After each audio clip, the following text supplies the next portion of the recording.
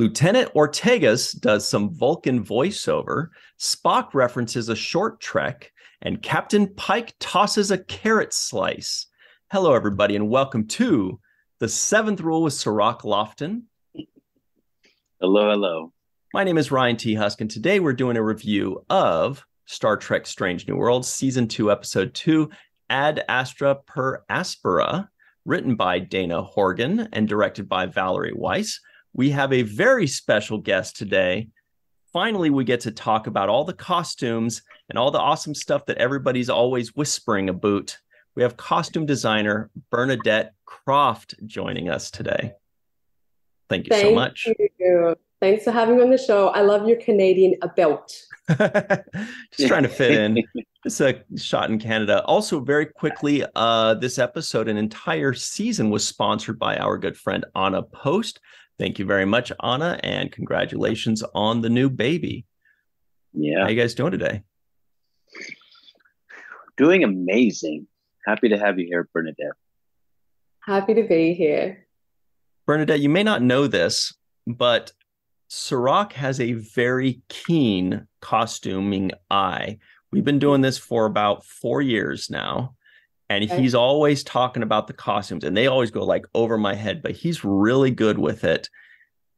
Still, you don't need to be as good with costuming as Cirroc is to notice all the amazing costumes you've been doing throughout the first season, each episode having their own new set of costume and wardrobes. But this one in specific was amazing. What got you into costuming, first of all? Yeah, I was obsessed with storytelling, filmmaking.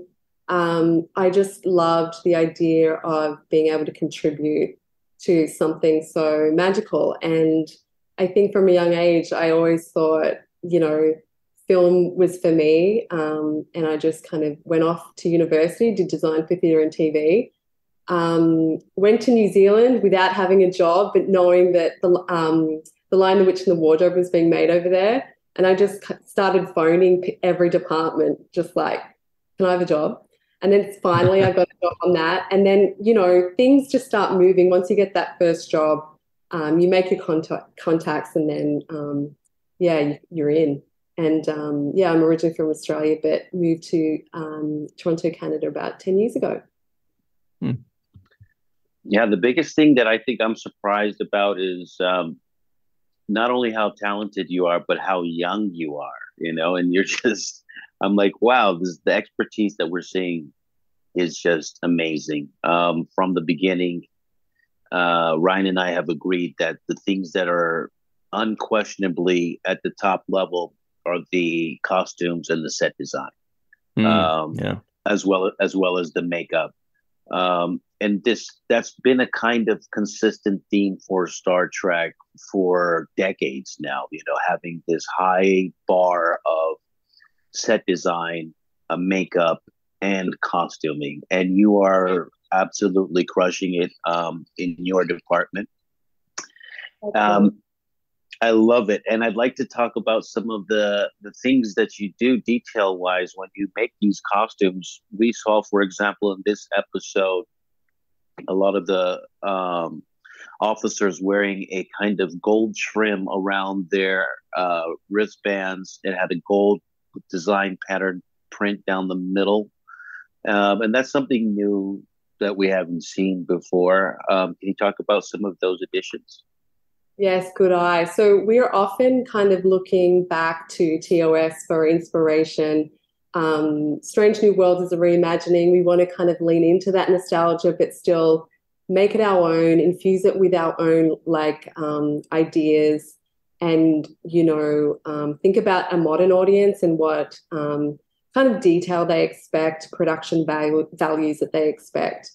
So our showrunners Akiva Goldsman and Henry Alonzo Myers said, look at TOS, look at the menagerie. So we looked at parts 1 and 2 of the menagerie, and we saw those formal uniforms. And yeah, you're right. The trim around the neck and down the center front was a key feature. And I offered up about 5 designs to consider, and I really liked the choice that the showrunners and our director Valerie Weiss went for, which is kind of a nice combination of the Admiral uniform, which is, usually seen on Admiral April, where the rank is on the shoulders, and it's got those design details, which has spacer fabric in those inlays.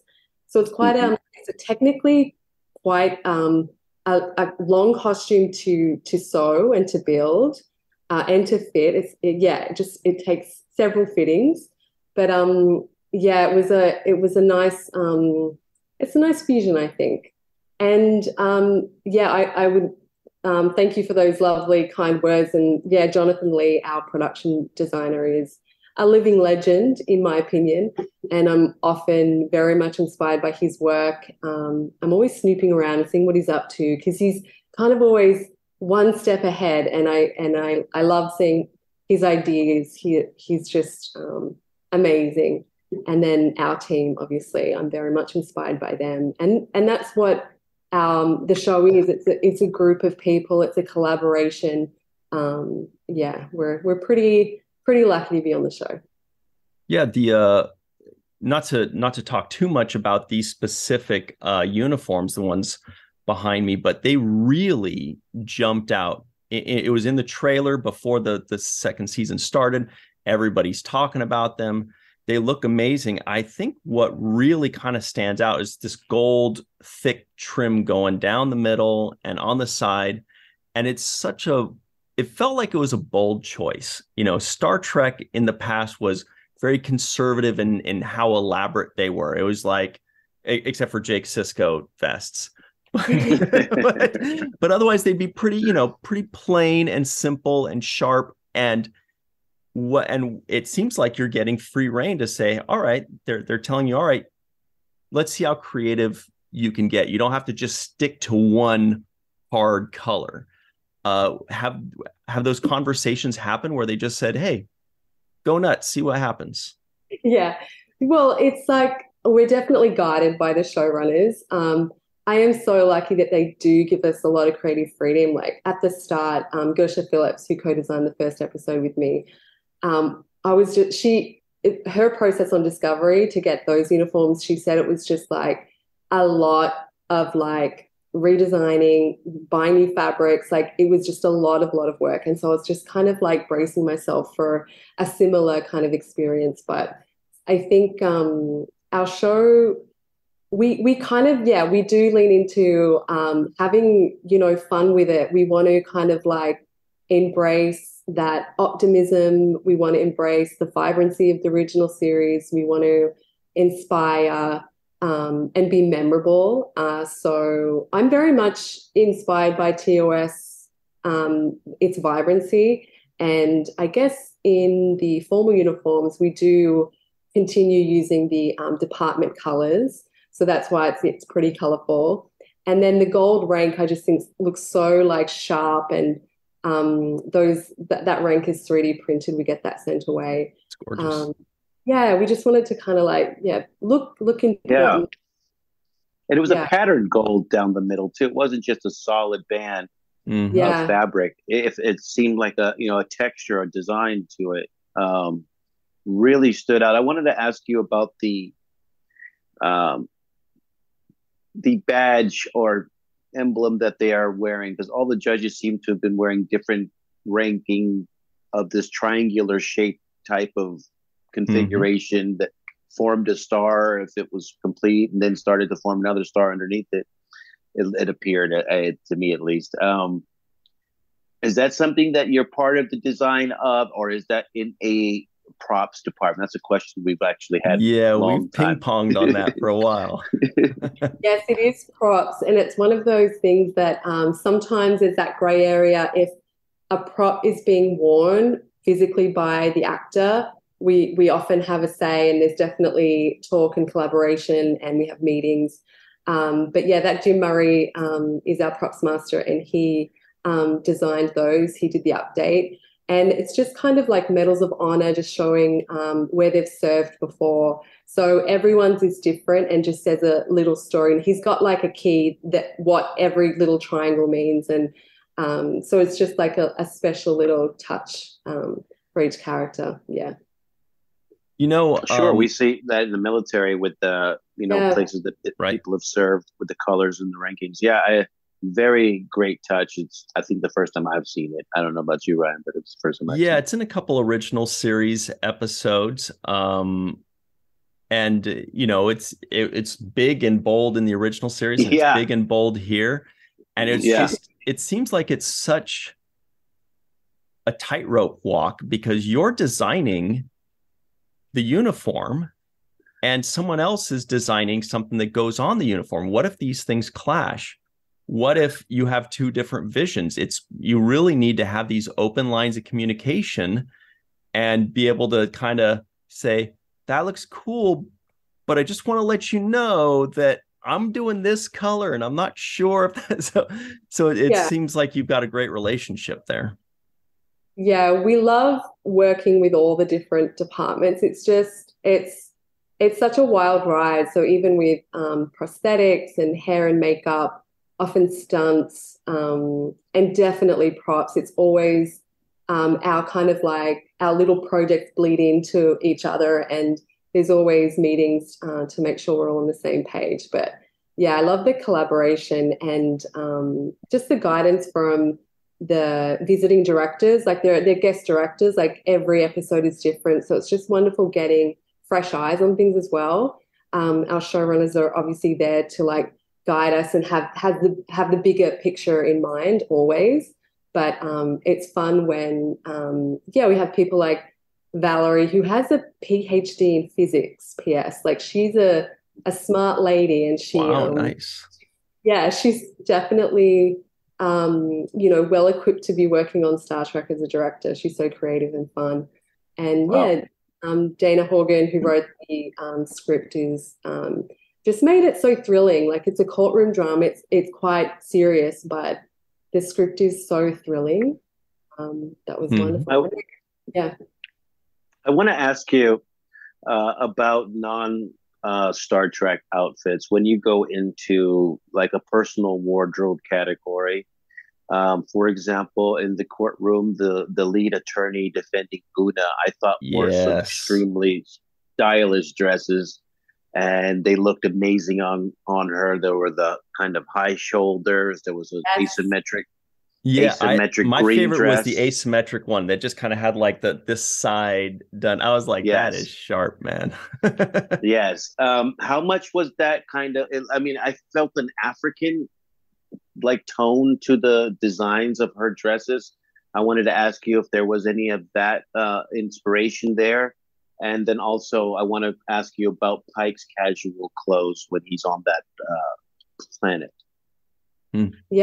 Yitidi Badaki, who played Nira, I Yeah. think was just so perfectly cast. Um, Yes. she's dynamite. She's so fantastic. And she brought this really powerful energy, and she's such a collaborator as well. Our fittings were just so wonderful. She's like incredible. I can't speak highly enough of her. And her hair choice, I think Oh, her our hair was amazing. it was Oh just my God. freaking cool, Flawless. flawless, Flawless. like iconic. And she really like she looked great in costumes and especially tailoring. And I think in when we visit the planet, the Illyrian planet, a lot of the background are in those monochromatic, but quite, those Yeah. jewel tones, quite colorful and quite stylish. And I just wanted her to be powerful, feminine, and command a room. And I think having her in those like eye-catching jewel tones, she just looked amazing. Our cutter is Stephen Wong, and he's from Greta Constantine, which is a fashion label based in Canada. And he just has such an eye, and can drape fabric to the body and is just incredible. But yeah, Yitidi, so good. I mean, you started with the ruby red with the big Yep. collar, Yes. the off center Right, just asymmetric one collar. collar kind of angled. Yeah, Yeah. it looked gorgeous on her. Then you went to the green dress with the one side, and I love the shoulders on that. You also had her in a very beautiful blue dress. I mean, I just thought The stuff was just out of the park. And then Captain Pike, I want that jacket so bad, the one he was wearing when he went to the Illyrian planet. I want that apron. I mean, this is my rendition of that jacket. It was a 3/4 length. It was a 3/4 length kind of leatherish looking jacket. Did you make that jacket? I mean, that is unbelievable. It's so cool. Like, I definitely was inspired by Blade Runner. Having a very iconic coat for our hero, I think, is necessary, and especially like he's traveling. We don't know what he's going to come across, so it's kind of protective at the same time. He can kind of like fit in. Yeah. Crowd. Smart. A lot of the design lines are very much Star Trek, like our Strange New Worlds design lines. So there's kind of like a little bit of a reference there to the uniform, like our field jackets, the cropped bomber jackets that they sometimes wear when they're visiting a planet. But yeah, he looked awesome. And the assistant too, I don't know if you remember her. She was in that little kind of like blazer with the fishtail back and like her cool neckline, and she had the nails and the hair and the makeup, and it all just looked really cool. And she's just like giving him so much attitude, and he's just like, yeah, whatever it takes, I'll wait. Yeah, I love that outfit she had as well. I think it was a pearl type color, but it just was so radiant, and the colors were just amazing. I love the fit as well. I want to give you an A+ for tailoring, because the fit on all of the shoulders are just so great. You don't see run-ups on the camera, and things just really fall well on everyone's body. So the cut, the color, I mean, just the designs, everything is out of this world, and I'm just so happy to talk to you about this stuff. Oh, thanks so much. And it definitely is a team effort, and our cutters are so incredibly talented, and I really am inspired by them. And I know what they can do, so it's like I can start being even more and more ambitious, like, oh, Carla, you're good at tailoring. Wing Lee, okay, you can do a mean jacket. Let me like work this in, and obviously the good taste of our showrunners and producers and our director, like I do offer up options, and they've chosen those designs. So yeah, it's definitely a collaboration, a team effort. You were giving us a little idea of the kind of timetables you work on when you're preparing for this stuff. Obviously, you're preparing for the next episode while you're working on an episode, and also having to get stuff in advance for that episode, because you have the fittings and the wardrobe appointments. What is that process like as far as like timetable wise? Yeah, I'm often thinking in advance, because we're shooting an episode, we're prepping the next episode, and then sometimes episodes even further in advance are so costume heavy, I have to start doing design work. Otherwise, we'll run out of time, and it won't look like the way I want it to look. So there's a lot going on, like, lots of tabs are open. We're always like getting inspiration, putting mood boards together, looking at fabrics, textures, that kind of thing. But yeah, it was a crazy time. It was COVID as well, so we've got that to battle with as well. And Rebecca Romaine, it's an Una episode, right? Rebecca got COVID just before that episode. Oh no! One fitting with her, it had a lot of alterations. We had to nip it in. The hem needed done, and some of the insets needed to be adjusted. She got COVID, and then the production team were like, she has to go straight to set as soon as she's out of quarantine. There's like, do not pass go, do not collect $200. She's got to go straight to set. And we're like, oh my God. So we got one of the drivers to drop off the uniform to her house, and on Zoom, we did our final fitting. Sue Furlong, our tailor, and I were just like biting our nails, waiting for her to come onto Zoom, and then she just appeared looking fantastic and was just like, looks great. So it was just like moments like that where it's just like, oh God, like I think I need a drink, but we've got so much still to keep going, so it's just wild times. Now, I've never heard of a Zoom fitting, by the way. That is the first. Yeah, not my you do what you favorite. gotta. Yeah, Yeah, a little nerve-wracking. Thank goodness it worked out. Uh, yeah. I wanted to ask you, Bernadette, you mentioned Gersha Phillips. So another, I mean, she's an absolute legend right now in her field, working on Star Trek Discovery. And you worked on a few episodes of Star Trek Discovery with her as a costume design assistant, as well as a co-costume designer. Um, Number one, what was it like working with Gersha? Number two, did you have any idea that this was leading to a potential next step on Strange New Worlds? Yeah, Gersha Phillips, she's the GOAT. She really is, and she's doing amazing. She, did Woman King. She's doing a Marvel film, and then maybe she's coming she's coming back to Toronto for another special Star Trek project, maybe. So yeah, Gersha Phillips, I think I learned so much from her. She's got such a she's got like, she makes everything so perfect, and it's just so amazing to work under her, to see how she works, her eye, her attention to detail. She's very technical, and I think if you're on a futuristic show, it's so important to be like, she's always covering the zipper heads. She's always making scenes look less bulky. She always wants to make things look like they're 3D printed, She's always thinking like that. So I always still think about her sometimes when I'm like in a fitting going, what would Gersha do?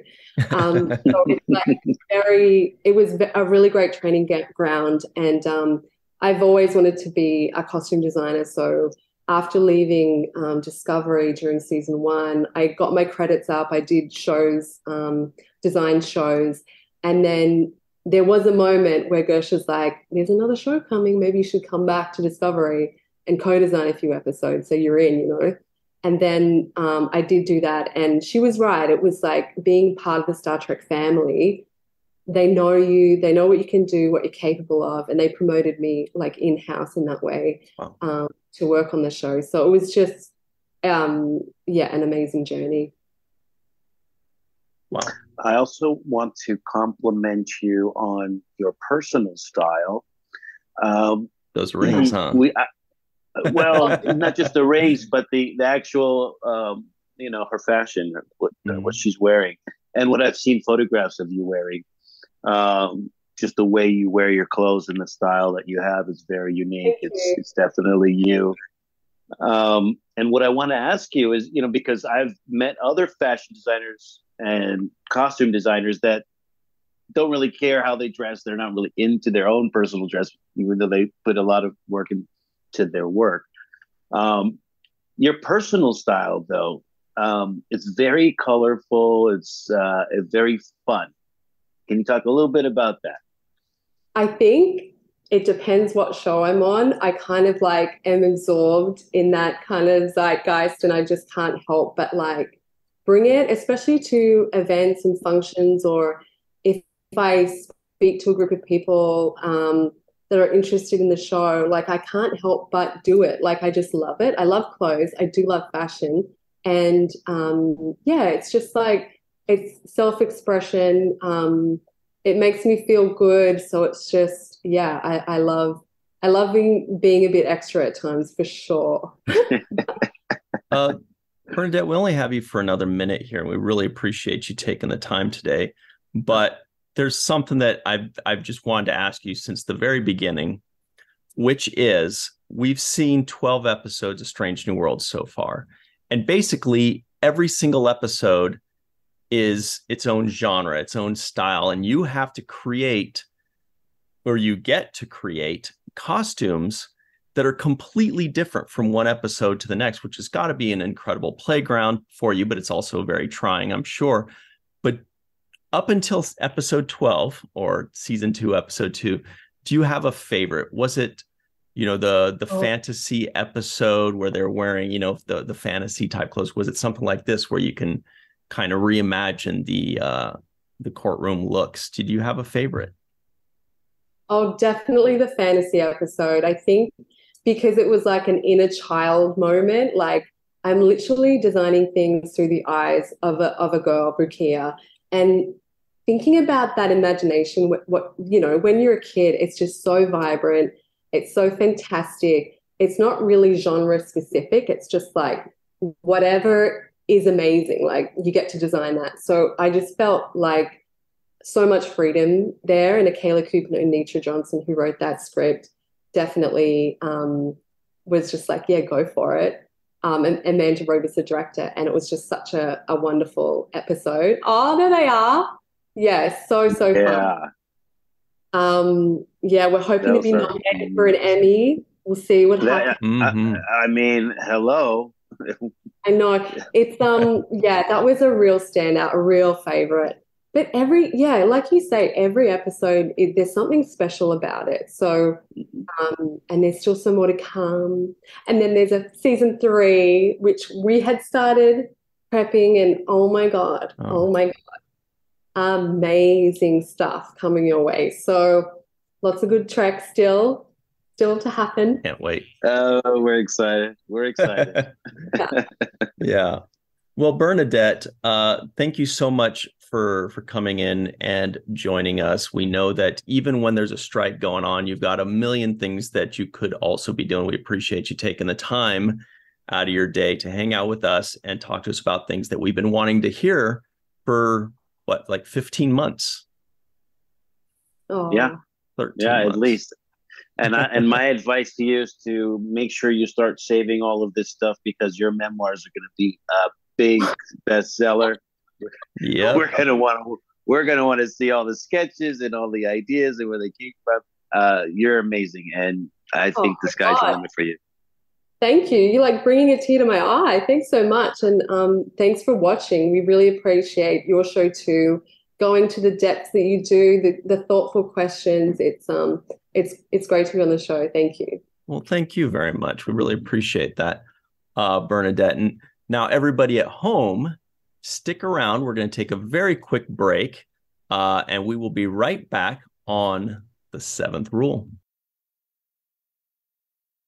Hi, everybody. Welcome back to a very serious edition of The Seventh Rule with Cirroc Lofton. Hello, hello. My name is Ryan T. Husk. Of course, we are doing Strange New World Season 2, Episode 2, Ad Astra per Aspera. Here are the trivioids of the week. If you're wondering why we're acting so serious, it's because we laughed really hard right now in between the breaks. So we're just like trying to collect ourselves. Here are the trivioids. Number 1's legal counsel works for Starfleet. The Valtaran Nebula locals have adapted to its toxic atmosphere. The Judge Advocate General is looking at Una Chin Riley's case. Captain Pike tosses a carrot slice. Vice Admiral Pasalk joins the proceedings. Lieutenant Ortegas does some Vulcan voiceover. Spock references a short trek. Admiral Robert April turns down a beverage from Captain Pike. First of all, I don't know if you've seen the short trek episodes, but if you remember when Spock said her affinity, Una's affinity for Gilbert and Sullivan, that was from a short trek. It was like a little 6 or 7 minute sing along, number 1, and Spock got stuck in a turbo lift, and they just start singing. It turns into a little 2-person musical theater show. So as soon as he said that, I was like, wow, it's pretty cool. They're referencing short treks now. Wow. That's entering it into the it's almost putting a stamp of validation on it, that it's getting canonized essentially. That reference, at least. Yep. That's pretty cool. That's pretty cool. But these guys who are making this new stuff, they spare no expense on making just the most amazing kind of drawback and callback references. Yeah, and another thing was, here was something that I found to be very funny, because this was an episode, obviously it's not a funny episode, it's not comedic, it's definitely a courtroom drama. In the first 20 seconds, I was like, oh, this is a Cirroc episode. That was my first thought. Yeah. But the funny moments was they both came when Ortegas and Mbenga were talking about the two Vulcans, Spock talking with that admiral. And Mbenga was like, "Oh yeah, they're fighting. They're in Discord." And he's like, "Yeah, you can tell." And she's like, "Are you being serious right now?" That was very funny. But what was the other line? Oh, when Spock gets up and he walks over, he's like, "I apologize for you seeing that outburst," or whatever. Yeah. I That's regret such you had to witness that outburst. I'm that like, is what outburst? You literally just got up and walked away. that was a perfect Star Trek scene. That whole thing was beautifully well written. It I was thought so too. well acted. It gave us some really good laughs. I can't find it in my notes, but A plus for that scene. Yeah, I said the same thing where Ortegas is kind of mouthing what she imagines the conversation to be between Yeah. Spock and the other Vulcan. Then she does a little snooze. She's like like snooze fest. I thought that was another funny moment. And it just showed a lot of chemistry between Mbenga and Ortegas. It gave us character development, miniature moments like that show us chemistry. They show us that they get along, and shows us how they talk to each other in personal moments. And I thought that was great when Mbenga kind of says, "No, no, no, those guys obviously hate each other." It was just good insight. I thought that scene was very well written. And actually, going back to Rebecca Romijn, this was by far my favorite performance of hers so far. I thought she really nailed this episode. I felt her pain. I felt her struggle. I thought she was great on the speech that she gave towards the end when she starts talking about her family and having to be, going through that kind of persecution and things she suffered through as a child. Those were very good and all believable for me. And I thought it was some of the best performance she gave so far in this show. Yeah, that might be the character that I'm most curious about is number one, because she was originally created in 1964 as part of the Cage pilot, and then it was released whenever it was, decades later. And since then, we're all like, hey, that was Majel Roddenberry. That is a legit person, that's a legit character, and it never made it to the actual original series. So for decades, we've been wondering who was this character, what's her story, all this and that. And now we finally have that character. So for me, I'm super interested and excited to find out more about her. Like, I'm most excited to learn about the characters that were only in an episode or two way back in the day, like her, like Mbenga, like T'Pring, like Nurse Chapel, who was also Majel Roddenberry. Those were the ones that we barely knew. We only knew them a little bit, so I'm super curious about those. And this is one of our first chances to really sink our teeth into one of them, specifically her. So I was very happy about that personally. And the other thing that I think they did well in this storyline is what we've constantly kind of complimented Star Trek for and what it is good at. And what Star Trek is good at is taking themes that we deal with on our day-to-day lives, placing them in a different context, in a future sense, and making us factor and understand our own human experience through watching it unfold in a different kind of format. And in this case, when we're dealing with Una's character being an augment and having to deal with the kind of adversities that we've seen other ethnic groups, religious groups suffer from, then you see those same things play out in a different way, and you start to see the kind of persecution that different groups of people have suffered through in order to find a way for themselves to be accepted.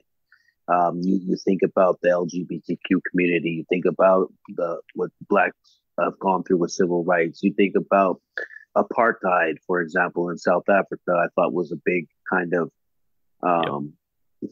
theme that was borrowed from in this episode. When Gruner talks about having to, when they decided to split the augments from everybody else and basically make two cities, and that she chose the other city. But that reminded me of the same kind of segregation we had in this country. It reminds me of the same kind of segregation that exists in South Africa, where the whites live over here and blacks live there. And so when you talk about those same issues and you put them in a different frame, like augmented, people, or people who don't have the same kind of are genetically modified people, for example, then you see those parallels there. And I thought that was one of the things that this episode accomplished well. Yeah, I thought that the big standout line with reference to that in this episode, and I don't remember the exact line, but Neera, the counselor, the attorney, she said she was basically making the argument that yes, this is the law, but sometimes laws are wrong. So she wasn't necessarily arguing, according to the law, this happened or that happened. What she's saying is the law needs to be reexamined, because in our history, there were all kinds of laws that were completely horrible. And just because it's a law, it doesn't mean we shouldn't reexamine it and think, maybe something needs to be changed. Because just saying, well, we're just following the law, that works most of the time in a civilized society. But as history shows us, sometimes laws are 100% wrong, and we need to reevaluate those. And so that was like a big moment there for me. That was the big one where I was like, oh, wow, this is almost a new uncharted territory for Star Trek, which is hard to do 800 episodes in, you know what I mean? But this felt like it was kind of a new spin or a new subject matter that they were tackling, Yeah, and they used asylum as their main legal defense, which I thought was a great idea, because we see asylum being used in headlines today. I thought that was a great spin on the legal defense using asylum. It also used the ideals of Starfleet against itself. Like, well, isn't the Prime Directive about this, this, and this? Well, if we're going to be about this and this, then shouldn't it apply in this situation with this person who's, notifying Starfleet and asking for help and face persecution and basically checks off the list of boxes of requirements for somebody seeking asylum. So I thought the way they meshed that in together was well done for me. I thought it was well done. Yeah, I loved it. And this is what Star Trek does so well, of course. And we're going to get, Cirroc, you're going to get more episodes like that in our Next Generation watches. So look forward to that. Something else that's going on. So far, it's only 2 episodes into this second season. But we have now seen 2 Star Trek Discovery actors crossing over into Star Trek Strange New Worlds. The first one was the Klingon lady, Jen, played by our friend Hannah Spear. And now we have this Tellarite fellow, played by our good friend, Mr. David Benjamin Tomlinson. And how cool would it be? I have no idea, but how cool would it be if this entire season of Strange New Worlds, they just have one actor from Discovery coming over and coming like this whole I mean, so far, I mean, we're 2 for 2, so who knows what's going to happen. But what if they just had, what if, Discovery, all the actors, they're going to be like, hey, you want to keep working? Come on over here, like we know Hannah Spear can do it. She's done multiple roles on Discovery. She's super talented. We know David Benjamin Tomlinson can do it. He's done multiple roles. He's super talented. There's no reason why they can't keep doing that. But definitely, above all, big kudos to Hannah Spear and David Benjamin Tomlinson for being talented enough to where another series, like the Jeffrey Combs or the Vaughn Armstrong thing where they go like, "Ooh, we like this person. Let me take that one." Yeah, and also they are based in Toronto, and I'm sure Yeah. there's a smaller selection of extremely talented people than there are in a big city like New York and LA. So it would make sense to use those talented people once you've kind of discovered their talents, which they seem to be doing. And Star Trek is always good at recycling people that they like a lot. And David Benjamin Thomas is no exception. He's just fantastic. He's got if you didn't tell me that was him, I wouldn't even know. He's just going to blend right in there, and you won't even know it. Yeah, this is a courtroom drama episode, and we talked about this before. How Star Trek can take almost any theme of television that's out there and make its own version of it. We talked about the dramas, the medical dramas, for example. They can do a medical drama show episode. They can do a courtroom drama like they did in this episode. They can do a police investigation drama like a CSI type of thing, a murder investigation, a Columbo type episode, a Sherlock Holmes type episode. There's pretty much, they can borrow from any genre. We saw a horror episode. Horror, we saw fantasy, we saw Freaky Friday Switch episode. Right. Yeah. Right.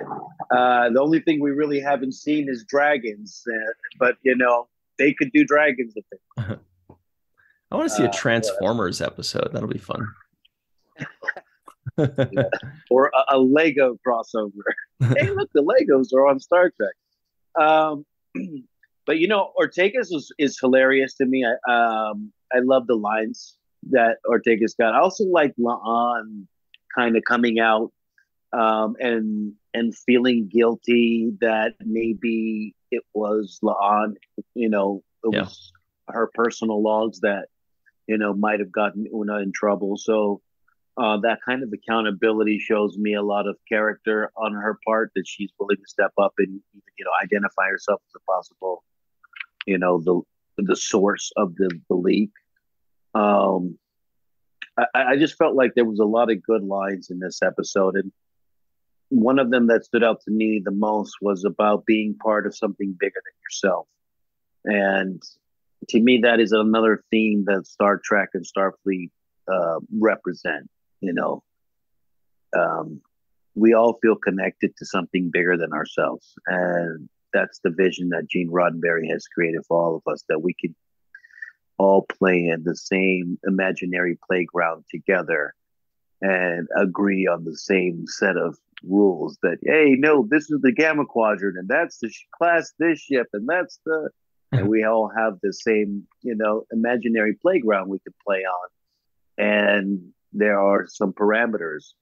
Bernadette gave us really great insight about taking some of the old themes from the original series and making them new again, and modernizing them, and putting her own flair and touch, and then bringing back a new life to it. And I think that is one of the special things about this Strange New World show for me. I do have a nostalgic feeling of watching it. It does feel like something old, but something new at the same time. It's like checking those two boxes for me. Mm-hmm. Yeah, it's cool because a few people, including our associate producer, Dr. Anne-Marie Segal, have said that watching this show makes them want to watch the original series. And I don't want to put myself in their brains, but I would think that's one of the biggest compliments they could get, is that they're making this show 57 years later, and people that were not even close to born when the original series came out are inspired to watch the original series because of what's going on here, because of the references, the homages, the characters. They're obviously doing it right if they're inspiring us to watch those old scientists, as our good friend Ensign Beckett Mariner once said. But yeah, they're really doing a great job. I also heard, by the way, very quickly, a few non-appearance mentions. but I don't know if they've ever appeared before, so I'm not sure if we can use these. It was Admiral Perekin, Norel, and Monastu. So we'll just hang on to those and see what happens there. But yeah, you don't want Monastu's revenge. okay, like Montezuma, is that what we're talking? All right. Well, yeah, a little we'll minor take one. it. Yeah. We'll take it. Cirroc, when you saw that this was going to be a courtroom drama, did you lean in a little bit, or were you just like, just another cool Star Trek episode? I leaned in a little bit. I like it's the courtroom dramas, and I like this episode because I thought the guest star in this episode did a fantastic job. It might be one of the best guest stars of the new iterations of the the live film stuff. I thought she really stepped into this role and played kind of a female Johnny Cochran of the future, and had a cause that was even greater than the one she was arguing for on Una's behalf, more for the entire, race of people that she belongs to. And I thought that added to her storyline and made her have something to fight for and something bigger, and even swallow her pride between the beef she had with Una. I thought all of those things were great. And also I want to add that what I appreciated as well was the fact that they used an actual book for the Starfleet code of, conduct, or whatever it was that they referred to it as, code of justice. Yeah, she said, I want the Starfleet uniform code of justice, and volume 42 or whatever it was. And I like the fact that they brought an actual book. They could easily have done a digital thing. It could have been a readout. It could have been on one of the pads that they read. But they actually brought a book, I think, to signify the significance of a book in your hand, because that book became a prop later on during the trial, in which she handed that book and said, well, can you read for me this page and that part? Could have easily have been a tablet, and it would have been less, I think, poignant and significant. I think the idea that it was a book made it special for me, and kind of closing the book on the argument, opening the book on the discussion. Yeah, when you were saying that, I was thinking like all those terms. There's book 'em, there's throw the book at 'em, there's buy the book. All of these things that reference, the law and courtroom things, and legalities. Yeah, that's a good point. I hadn't thought of that. Yeah, I enjoyed the prop of actually having a book, because we don't see books that often unless you're except for in Discovery. Chateau. Yeah, or if you're Chateau Picard and he's sitting by the fireplace. Yeah, you just see book in Discovery. But yeah, I like the idea that it was a book. I like the idea that it was a legal argument, and it was. I like the idea that it was in their best interest to keep their mouth shut and plead the fifth, as far as Una and Captain Pike. Like, both were given very valid reasons on why they need to not speak and defend themselves, and I thought that was accurate. And then I want to say, I know we're getting close to wrapping this thing up, but another thing that's pretty special is that they were able to now do the first 2 episodes of this season. Now, we were told by Chris that, Anson had a baby, and that he was, dealing with that. And so I imagine that also carried on to the reason why he was so light in this episode. Because he really wasn't a big focal point. It seemed like he only had several scenes here and there. Maybe in like 2 days, 2 shoot days or something like that. Exactly. So another thing that I think is pretty remarkable is that they're able to continue the momentum of the show without their number 1 star really being heavy in either of the first 2 episodes. Yeah, and that's great because, Star Trek, we don't need that. We don't need it to be the number 1 star in every single everything, I think they did that pretty heavily, like in the Kirk and Spock days. It was very Kirk heavy. But yeah, I mean, if Pike is not in one or two episodes, the show goes on. It doesn't skip a beat. They have 8, 9, 10 very interesting characters. They've got great writers.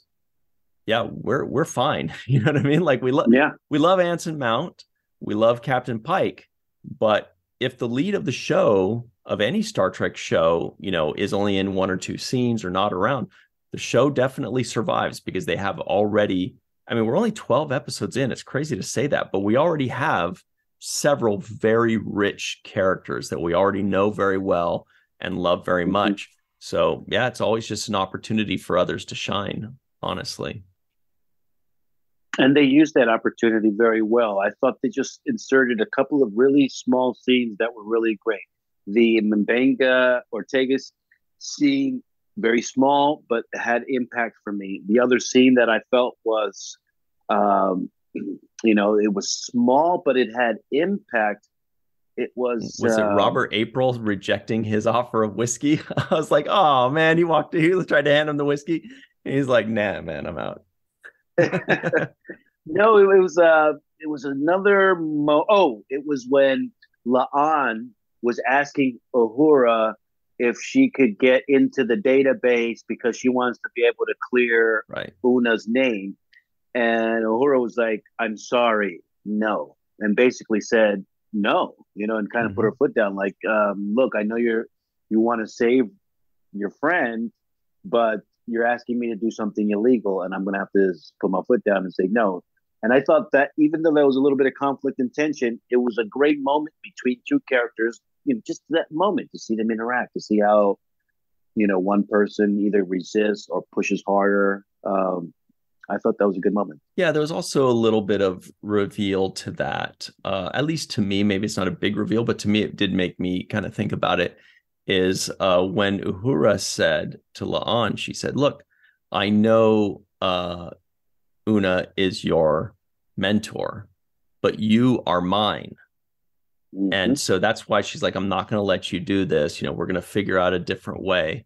And it's interesting to just kind of think of it that way of it's not just a mentor helping a mentee, but the mentee is also saying like, you are way too important to me for me to let you do something like this.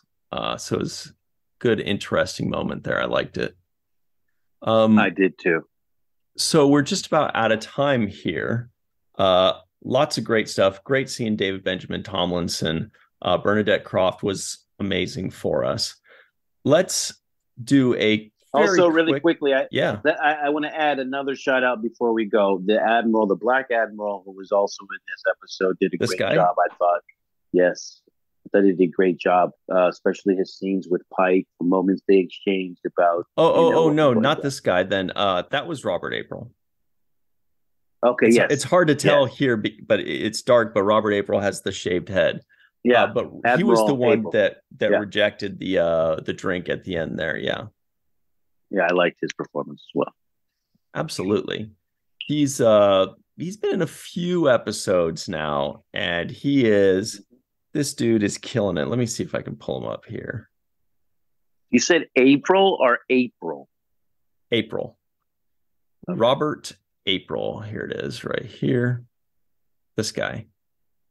Yeah, I like him.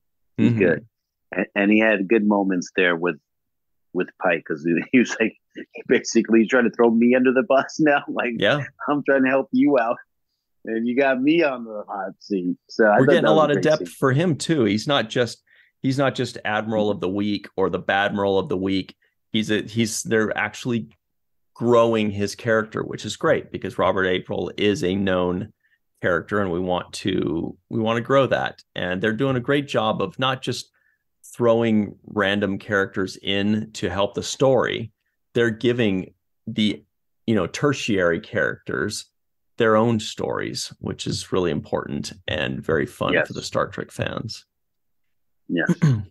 All right, so let's give a very special thanks to our friends Homer Frizzell, Dr. Anne-Marie Segal, Eve England out in Wales, Yvette Blackmon-Tom, TJ Jackson-Bey out in Missouri, Bill Victor Arucan.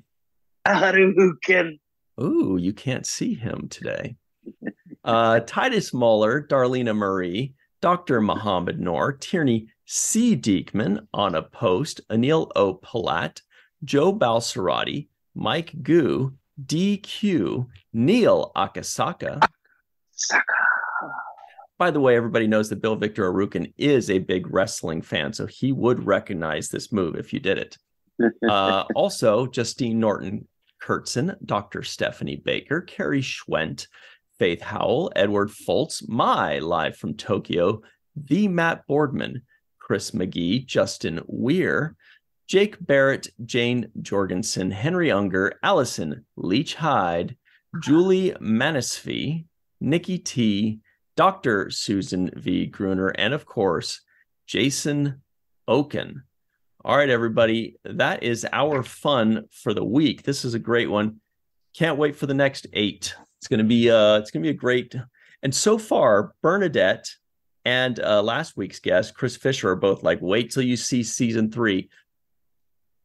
We're gonna have to wait like a year for it. It's gonna take forever. But we're just excited for season 2. As long as they keep the quality up, they keep that quality like they're doing. Each episode feels like a movie. I'll be patient. We'll wait. Yeah, we'll wait. I mean, I'm really enjoying season 2 so far. We've got 8 more of those. So that's about it, everybody. Thanks so much for hanging out with us. Oh, please make sure to go visit Patreon. That's patreon.com/the7th-rule and support this show. For just $1 a month or $5 a month, you can become a member, a patron, support this show, and keep the show going. Keep the proverbial lights on, if you know what I'm saying. So please make sure you do that and show us your support. We'd really appreciate you. And I think that's about it. Yeah. For Cirroc Lofton, myself, Mr. Aaron Eisenberg, thank you very much for joining us. And until next time, that is, always remember the 7th rule.